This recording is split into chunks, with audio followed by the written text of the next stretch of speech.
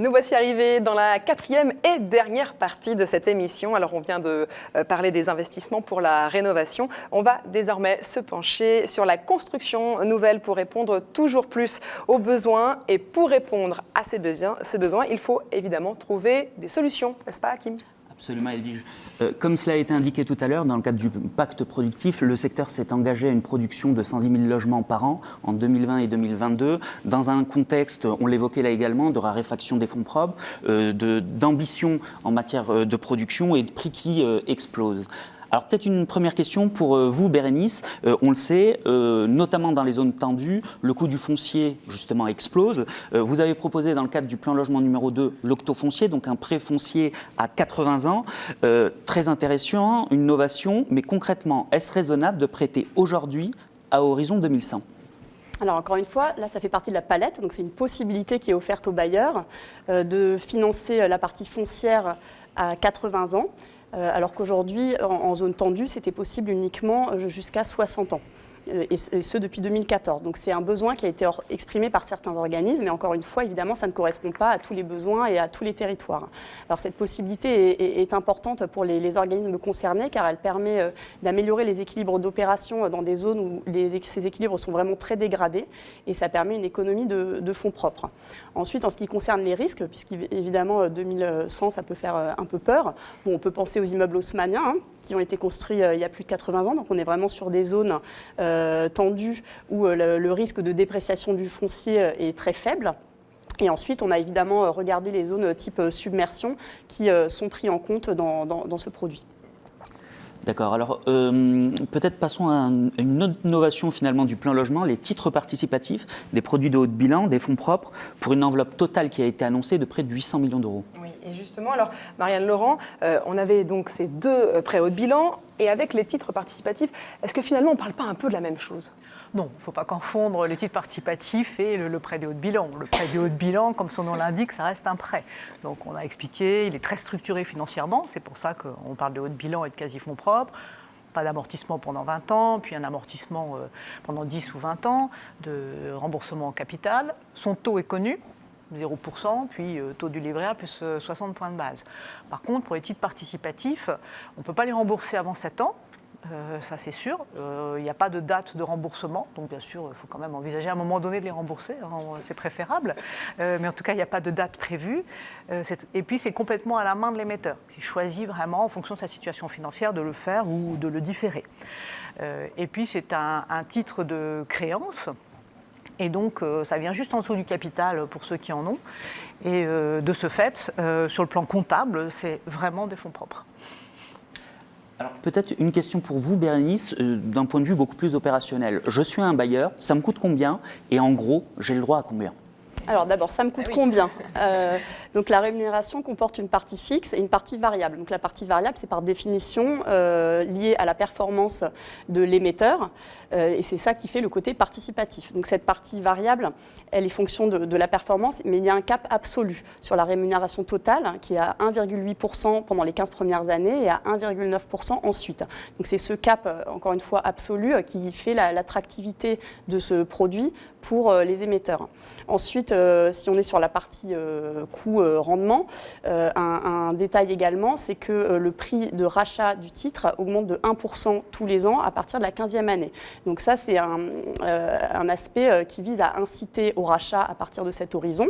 Mais encore une fois, comme l'a dit Marianne, c'est entièrement à la main de l'émetteur. Donc c'est lui qui décide, c'est le bailleur qui décide quand et si il rachète le titre.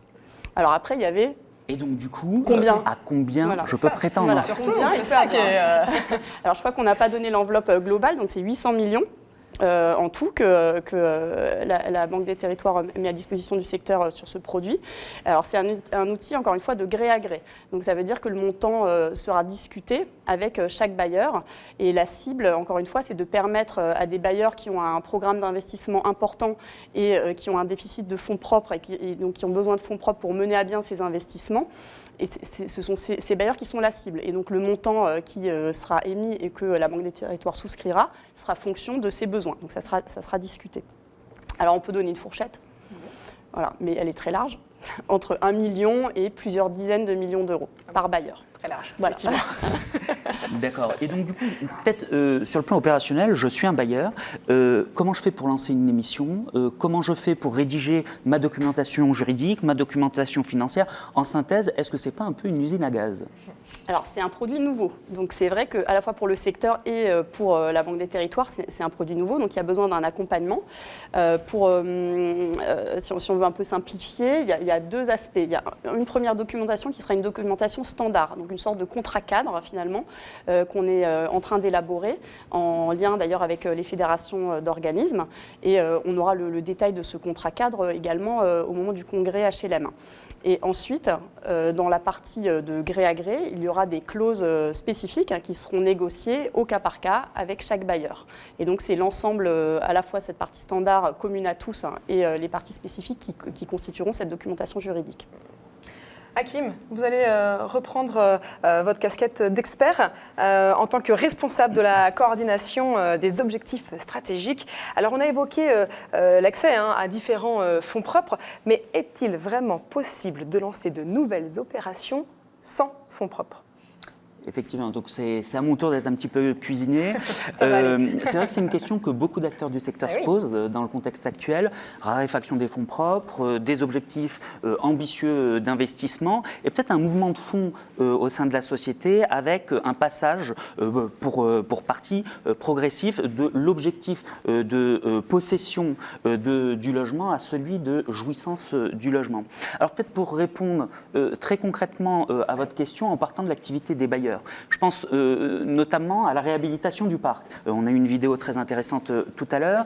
Dès lors que je suis un bailleur, j'ai un parc qui est ancien, vétuste, je n'ai pas les fonds propres pour le réhabiliter, eh bien, il y a la possibilité de structurer une opération en bail à réhabilitation. Alors, c'est une structuration qui est sur la table depuis très longtemps, mais on sait qu'il y a de très nombreux acteurs qui, dans le contexte actuel, eh bien, l'étudient de manière beaucoup plus approfondie.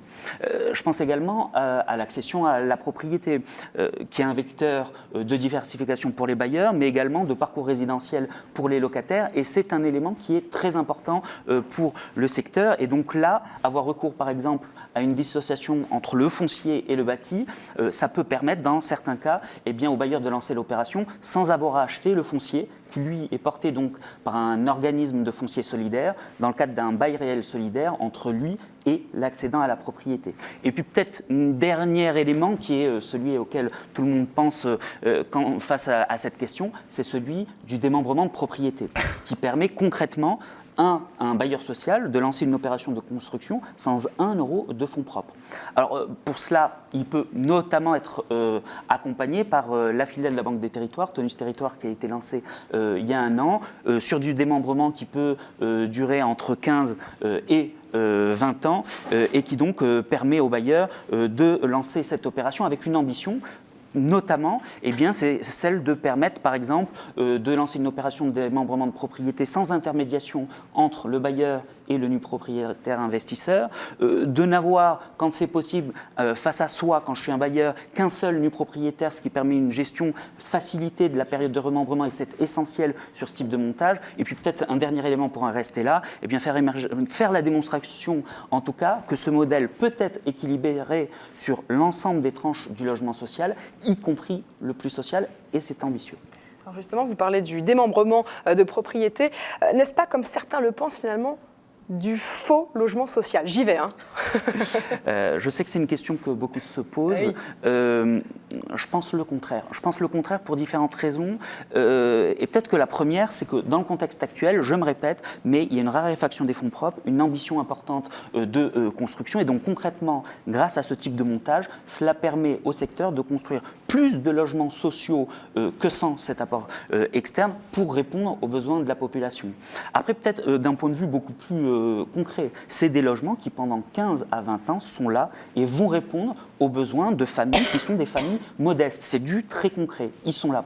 Et puis, peut-être dernier élément, est-ce que c'est du logement social? C'est du logement eh bien, qui répond à l'ensemble de la réglementation, la législation en matière de plafond, de revenus. C'est opéré par des bailleurs sociaux et c'est dans l'esprit du logement social, a fortiori si on s'inscrit dans le cadre d'un montage en ULS institutionnel. C'est donc du vrai logement social, et puis ça répond à une demande dans les territoires qui est bien réelle.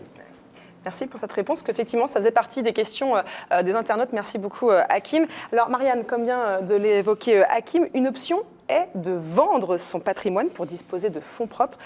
Quid du tabou de la vente ? Alors la vente, c'est pas une fin en soi en fait. La vente, ça sert à alimenter un projet. Donc d'abord pour le bailleur, puisqu'on l'a dit, c'est quand même une source importante de génération de fonds propres. Donc il ne faut pas passer à côté du cash que peut procurer en fait la cession de logements amortis. Et d'ailleurs maintenant, il y a certains bailleurs qui, dans leur montage d'opération, commencent à intégrer l'idée que une partie pourra être vendue. Donc c'est pas du tout anodin. Dans une période où les fonds propres se font rares, je pense qu'il faut vraiment s'interroger sur le sujet et l'examiner sérieusement. Bon, évidemment, ce ne sera pas possible partout sur tous les territoires de la même manière. Il n'y a pas la même valeur dans le patrimoine partout. Alors c'est un projet pour le bailleur, mais c'est aussi un projet vis-à-vis de l'accédant, puisque c'est le souhait de nombreux Français aux revenus modestes que d'accéder à la propriété. Ça fait partie de l'accession sociale à la propriété, du parcours résidentiel. Et en ce moment, les taux immobiliers, qui sont très bas, peuvent aussi aider.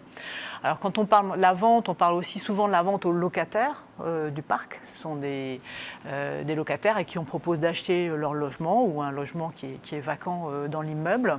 Donc ça, c'est quelque chose de très, très intéressant pour eux, mais il faut y aller avec précaution. Il faut vraiment accompagner l'accédant tout au long de son parcours et de sa réflexion, vérifier qu'après son acquisition, il reste quand même solvable financièrement parce qu'il faudra payer les charges de copropriété, par exemple, dans un immeuble.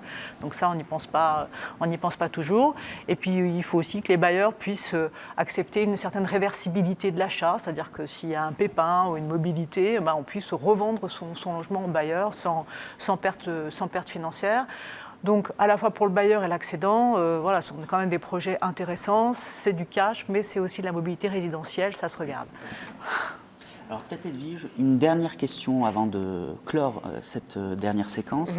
On a évoqué au cours des échanges l'ensemble des investissements en flux du secteur de l'ordre de 15 milliards d'euros par an. Mais vous le rappeliez, 150 milliards de stock de prêts pour le secteur. Alors une question pour vous, Pierre. Concrètement, dans le cadre des réformes et des différents plans qui ont été mis sur la table, qu'avez-vous proposé pour traiter ce stock de prêts et apporter des marges de manœuvre au secteur ? Alors, grâce à son rôle de banquier de référence, c'est un point qu'il faut souligner, la Banque des Territoires s'est mobilisée dès 2018 pour proposer au secteur une solution de gestion active de la dette massive. Alors, ça s'est traduit par une offre de rallongement de 5 ou 10 ans sur une fraction de l'encours des bailleurs. Et aujourd'hui, on arrive maintenant à une étape où on peut d'ores et déjà en dresser un bilan. C'est plus de 14 milliards d'encours qui va être traité par cette opération de gestion active de la dette. Alors c'est très massif, puisque ça concerne plus de 300 bailleurs qui en ont bénéficié, avec 6 000 avenants qui vont être au final réédités pour chacun de ces bénéficiaires. Et cette opération a été vraiment menée en un temps record, grâce à la fois à une très forte mobilisation de nos équipes, mais aussi de celle des bailleurs sociaux qui ont vraiment saisi cette opportunité.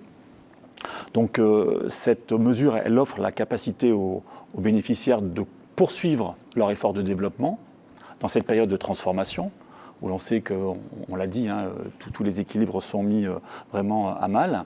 Et elle permet de ce fait de réduire les annuités que les bailleurs vont payer pendant les 10 prochaines années, et leur offrant ainsi une marge de manœuvre. Alors d'accord pour cette mesure exceptionnelle sur le logement, Bérénice, mais au jour le jour, que pouvez-vous faire pour répondre aux besoins des bailleurs en matière de gestion active de leur dette ? Alors, nous avons une activité de gestion active de la dette qui a été mise en sommeil en quelque sorte pendant la mesure très massive d'allongement dont vient de parler Pierre. Donc cette activité représente environ 5 à 7 milliards par an. Donc c'est massif, les bailleurs la connaissent très bien. C'est un outil puissant d'atteinte des plans à moyen terme avec des outils qui sont vraiment adaptés aux besoins. Donc on peut améliorer les marges de manœuvre en allongeant la dette comme ça a été fait massivement, mais ça peut être fait vraiment sur mesure sur certaines lignes de prêt pour un bailleur en particulier. Donc on peut changer les index, donc ça permet de diversifier les index de l'encours de dette. On peut optimiser les taux également. Il y a une aide à la démolition avec la mesure RIAD qui est possible dans le cadre de cette gestion de la dette. Depuis récemment, on a aussi une enveloppe à taux fixe qui permet d'accompagner la restructuration du secteur, donc sur des rachats de patrimoine par exemple ou des transferts de patrimoine. Donc on a encore une fois une palette très large. Et ce qu'il est important de souligner, c'est que l'encours de dette qu'on a est en partie sécurisé par des indemnités actuarielles en cas de remboursement anticipé, mais cet encours-là peut également faire l'objet d'une gestion active et de réaménagement. Alors, on arrive déjà à la fin de cette émission, une matinée qui a été extrêmement riche et on l'espère très enrichissante pour vous. Et alors, Marianne Laurent, peut-être un dernier mot pour donner le cap et pour conclure ? Alors pour conclure, je dirais qu'on a une grande mobilisation au service du logement social. On a beaucoup travaillé pour les travaux de la clause de revoyure des bailleurs sociaux. On a beaucoup travaillé sur les scénarios du livret A qui ont permis d'objectiver les discussions. Et puis, on a également beaucoup travaillé pour créer et puis déployer dans le réseau tous ces nouveaux dispositifs de financement. Alors, au-delà de ça, on est très attaché au modèle français du logement social, et pas seulement son financement, mais on partage aussi les valeurs, l'universalité de l'accès, la mixité sociale, l'accompagnement et l'hébergement des personnes les plus fragiles. C'est quelque chose qui nous parle et qui nous tient à cœur. Et puis on a des équipes qui sont extrêmement dévouées, évidemment, ici au siège, mais aussi dans les directions régionales. Je crois d'ailleurs qu'on a en ce moment en PACA une équipe qui nous regarde avec les directeurs financiers des bailleurs de la région. Et donc, on partage évidemment l'engagement au quotidien des bailleurs sociaux à leur côté. Et on est vraiment à fond, très à fond dans notre mission d'intérêt général. Je crois que c'est sur ces derniers mots que se termine cette émission. Osons les sujets. Je crois qu'aujourd'hui, nous avons osé parler simplement et ouvertement. Je vous rappelle, pour continuer à être toujours proche de vous, on attend vos questions au mail communication-banque-des-territoires@caisse-des-dépôts.fr. Merci à vous pour ces réponses simples. Merci à vous, Hakim. Et puis, merci bien sûr à vous derrière les écrans. Cette émission est à voir et à revoir sur le site internet, sur YouTube et sur Twitter.